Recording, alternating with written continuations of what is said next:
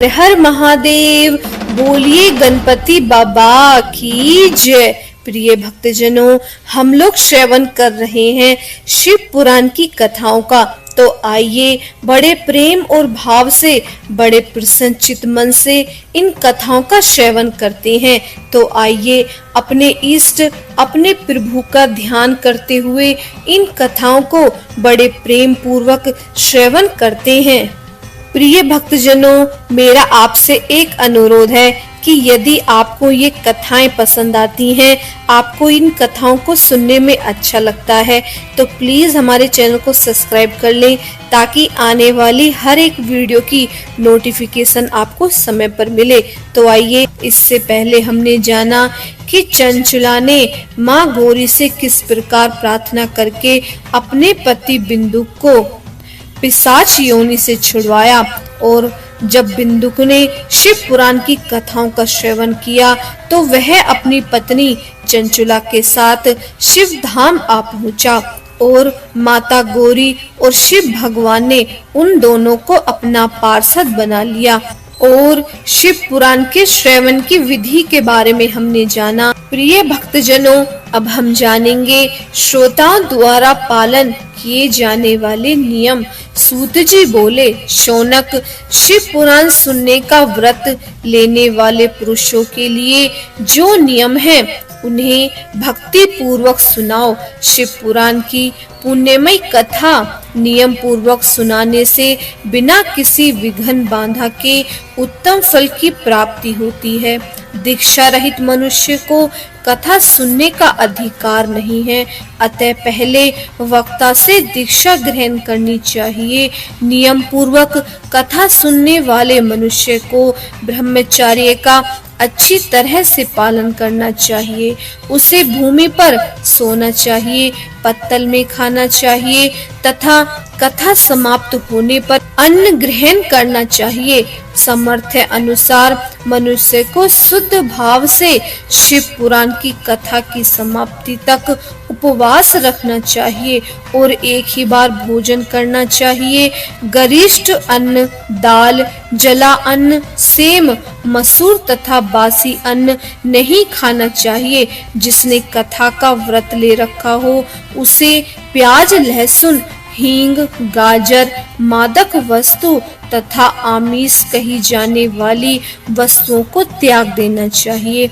ऐसा मनुष्य प्रतिदिन सत्य, सोच, दया, मौन, सरलता, विनय तथा हार्दिक उदारता आदि सद्गुणों को अपनाए तथा साधु संतों की निंदा का त्याग कर देना चाहिए। नियम पूर्वक कथा सुने सकाम मनुष्य इस कथा के प्रभाव से अपनी अभिष्ट कामना प्राप्त करता है और निष्काम मोक्ष प्राप्त करता है। सभी स्त्री पुरुषों को विधि विधान से शिव पुराण की उत्तम कथा को सुनना चाहिए। मेहर से शिव पुराण की समाप्ति पर श्रोताओं को भक्ति पूर्वक भगवान शिव की पूजा की तरह पुराण पुस्तक की पूजा भी करनी चाहिए तथा इसके पश्चात विधि पूर्वक वक्ता का भी पूजन करना चाहिए।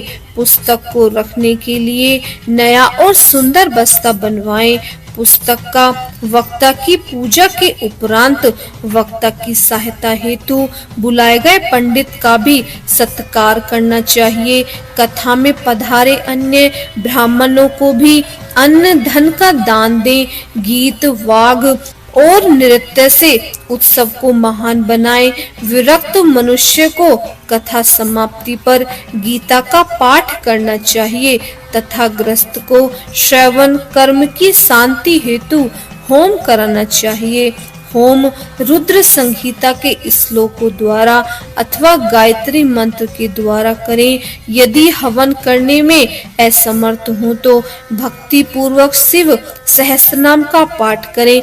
कथा श्रवण संबंधी व्रत की पूर्ति के लिए शहद से बनी खीर का भोजन 11 ब्राह्मणों को कराकर उन्हें दक्षिणा दे। समृद्ध मनुष्य 3 तोले सोने का एक सुंदर सिंहासन बनवाए और उसके ऊपर लिखी हुई अथवा लिखवाई हुई शिव पुराण की लिखी पोथी विधि पूर्वक स्थापित करे तथा पूजा करके दक्षिणा चढ़ाए। फिर आचार्य का वस्त्र, आभूषण एवं गंध से पूजन करके दक्षिणा सहित वह पुस्तक उन्हें भेंट कर दे। सोनक, इस पुराण के दान के प्रभाव से भगवान शिव का अनुग्रह पाकर मनुष्य भव बंधन से मुक्त हो जाता है। शिव पुराण को विधि पूर्वक संपन्न करने पर यह संपूर्ण फल देता है तथा भोग और मोक्ष प्रदान करता है। मुने, शिव पुराण का सारा महात्म्य जो संपूर्ण फल देने वाला है मैंने तुम्हें सुना दिया है। अब आप और क्या सुनना चाहते हैं? श्रीमान, शिव पुराण के सभी पुराणों के माथे का तिलक है। जो मनुष्य सदा भगवान शिव का ध्यान करते हैं, जिनकी वाणी शिव के गुणों की स्तुति करती है और जिनके दोनों कान उनकी कथा सुनते हैं, उनका जीवन सफल हो जाता है। वे संसार सागर से पार हो जाते हैं। ऐसे लोग इस लोक और परलोक में सदा सुखी रहते हैं। भगवान शिव के सच्चिदानंद में स्वरूप का स्पर्श पाकर ही समस्त प्रकार के कष्टों का निवारण हो जाता है। उनकी महिमा जगत के बाहर और भीतर दोनों जगह विद्यमान है। उन अनंत आनंद रूप परम शिव की मैं शरण लेता हूँ, जो आदि से लेकर अंत में है, नित्य मंगलमय है, जो आत्मा के स्वरूप को प्रकाशित करने वाले हैं, जिनके 5 मुख हैं और जो खेल खेल में जगत की रचना, पालन और संहार तथा अनुग्रह एवं त्रोभाव रूप 5 प्रबल कर्म करते हैं। उन सर्वश्रेष्ठ अजर अमर उमापति भगवान शंकर का मैं मन ही मन चिंतन करता हूँ। व्यास जी कहते हैं, धर्म का महान क्षेत्र जहाँ गंगा यमुना का संगम है, उस पुण्यमय प्रयाग जो ब्रह्मलोक का मार्ग है, वहाँ एक बार महातेजस्वी महाभाग महात्मा मुनियों ने विशाल यज्ञ का आयोजन किया। उस ज्ञान यज्ञ का समाचार सुनकर पौराणिक श्रोमणि व्यास जी के शिष्य सूत जी वहां मुनियों के दर्शन के लिए आए। सूत जी का सभी मुनियों ने विधिवत स्वागत व सत्कार किया तथा उनकी स्तुति करते हुए हाथ जोड़कर उनसे कहा, हे सर्वज्ञ विद्वान रोमहर्षण जी, आप बड़े भाग्यशाली हैं। आपने स्वयं व्यास जी के मुख से पुराण विद्या प्राप्त की है। आप आश्चर्य स्वरूप कथाओं का भंडार हैं। आप भूत, भविष्य और वर्तमान के ज्ञाता हैं। हमारा सौभाग्य है कि आपके दर्शन हुए। आपका यहाँ आना निरर्थक नहीं हो सकता। आप कल्याणकारी हैं।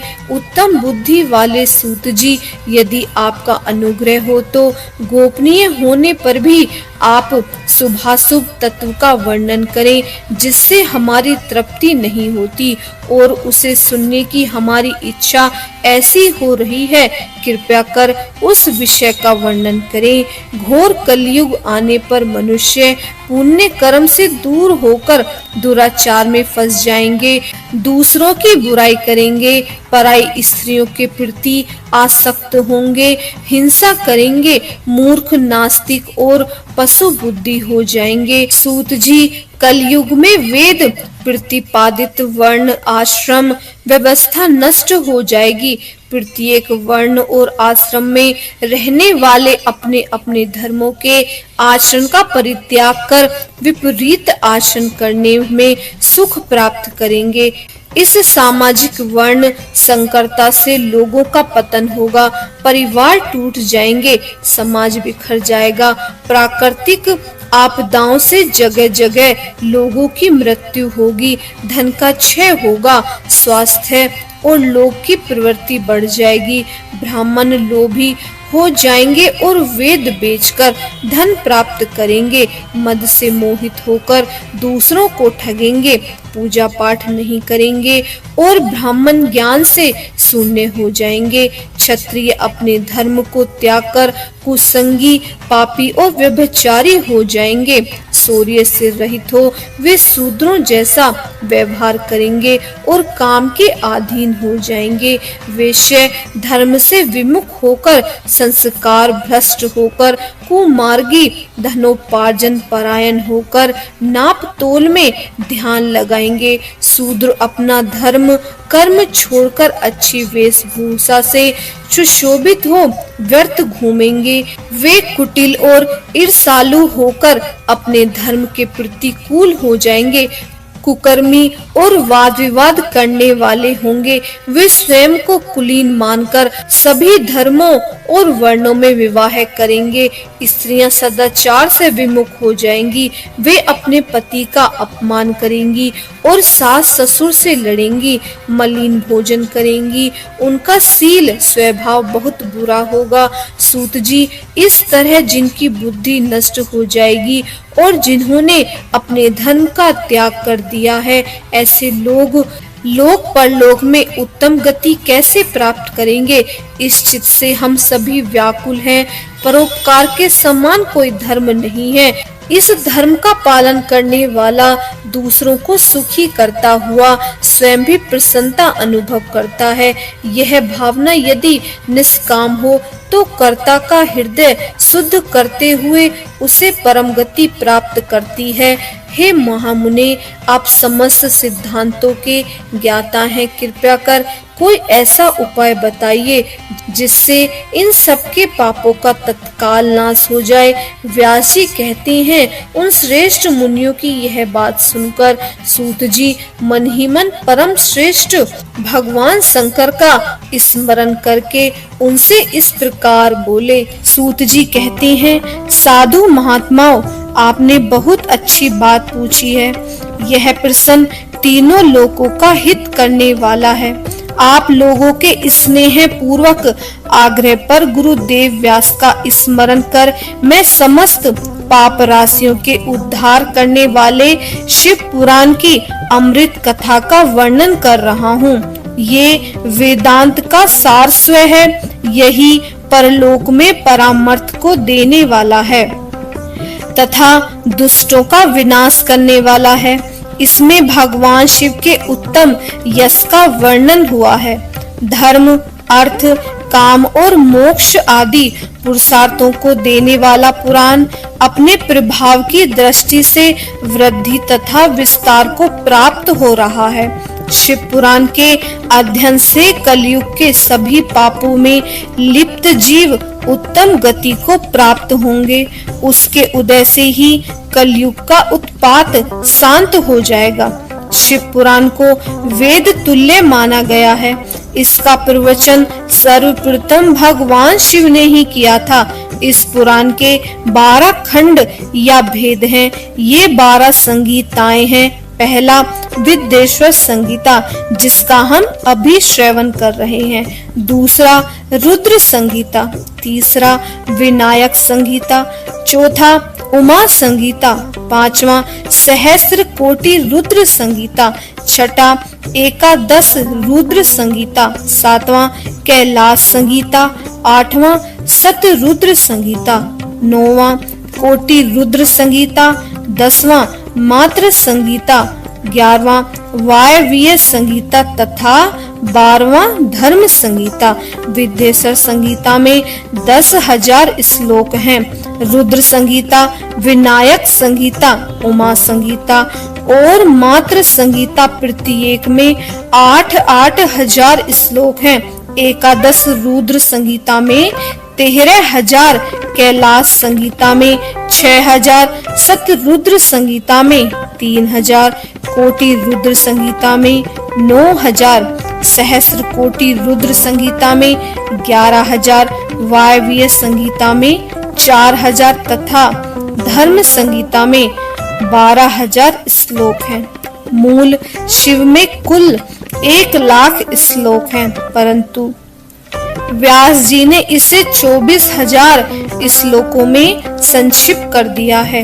पुराणों की क्रम संख्या में शिव पुराण का चौथा स्थान है। इसमें 7 संहिताएं हैं। पूर्व काल में भगवान शिव ने 100 करोड़ श्लोकों का पुराण ग्रंथ ग्रंथित किया था। सृष्टि के आरंभ में निर्मित यह पुराण साहित्य अधिक विस्तृत था। द्वापर युग में देवायन आदि महर्षियों ने पुराण को 18 भागों में विभाजित कर 4 लाख श्लोकों में इसको संक्षिप्त कर दिया। इसके उपरांत व्यास जी ने 24,000 श्लोकों में इसका प्रतिपादन किया। यह दिव्य लोक तुल्य पुराण विद्वेश्वर रुद्र संगीता, शतरुद्र संगीता, कोटि रुद्र संगीता, उमा संगीता, कैलाश संगीता और वायव्य संगीता नामक 7 संगीताओं में विभाजित है। यह 7 संगीताओं वाला शिव पुराण वेदों के समान प्रमाणित तथा उत्तम गति प्रदान करने वाला है। इस निर्मल शिव पुराण की रचना भगवान शिव द्वारा की गई है तथा इसको संक्षिप्त में संकलित करने का श्रेय व्यास जी को जाता है। शिव पुराण सभी जीवों का कल्याण करने वाला, सभी पापों का नाश करने वाला है। यही सत्पुरुषों को कल्याण प्रदान करने वाला है।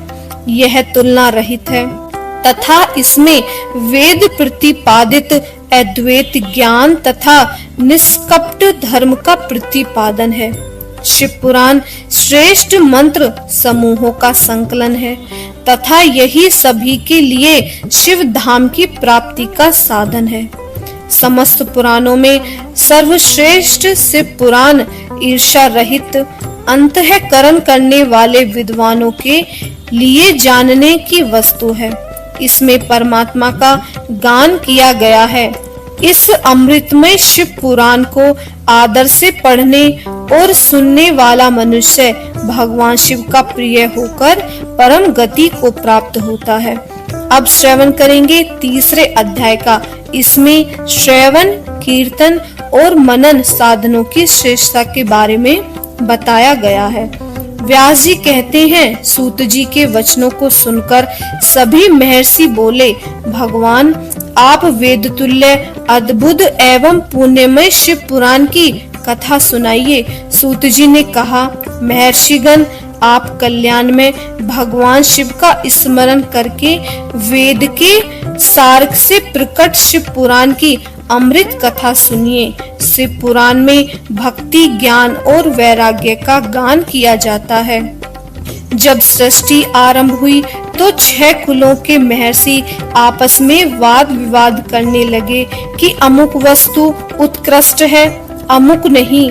जब इस विवाद ने बड़ा रूप धारण कर लिया तो सभी अपनी शंका के समाधान के लिए सृष्टि की रचना करने वाले अविनाशी ब्रह्मा जी के पास हाथ जोड़कर कहने लगे, हे प्रभु आप संपूर्ण जगत को धारण कर उनका पोषण करने वाले हैं। प्रभु हम जानना चाहते हैं कि संपूर्ण तत्वों से परे परात्पर पुराण पुरुष कौन है।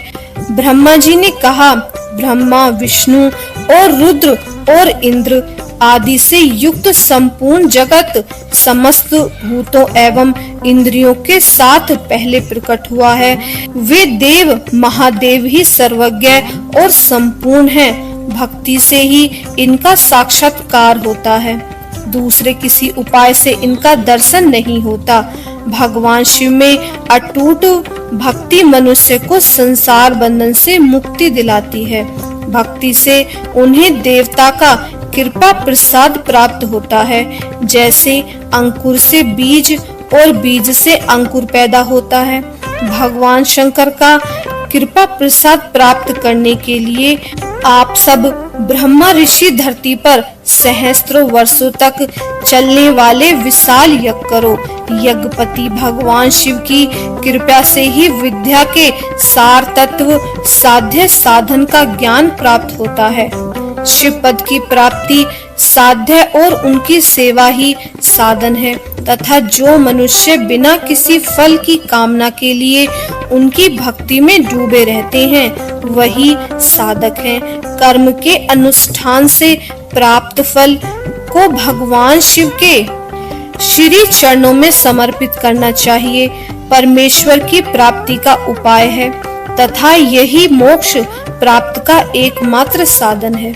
साक्षात महेश्वर ने ही भक्ति के साधनों का प्रतिपादन किया है। कान से भगवान के नाम, गुण और लीलाओं का श्रवण, वाणी द्वारा उनका कीर्तन तथा मन में उनका मनन शिव पद की प्राप्ति के महान साधन है तथा इन साधनों से ही संपूर्ण मनोरथ की सिद्धि होती है।